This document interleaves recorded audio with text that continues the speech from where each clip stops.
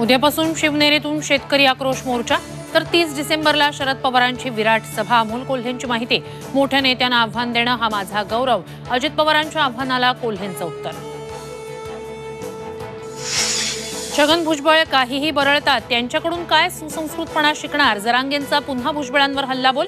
मुंबईच्या मोर्चासाठी मोठ्या संख्येनं जमण्याचं आवाहन. वंचित बहुजन आघाडीची आज बैठक. लोकसभा निवडणुकीबाबत मोठा निर्णय होण्याची शक्यता. प्रकाश आंबेडकरांच्या घोषणेकडे सर्वांचं लक्ष.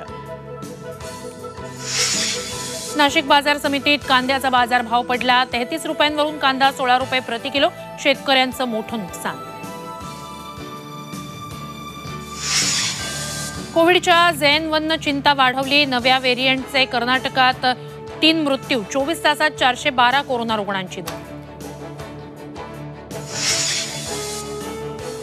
आणि अंगणेवाडीच्या जत्रेची तारीख ठरली. भराडी देवीची जत्रा 2 मार्च रोजी भरणार. प्रथेनुसार देवीचा कौल घेऊन यात्रेची तारीख जाहीर.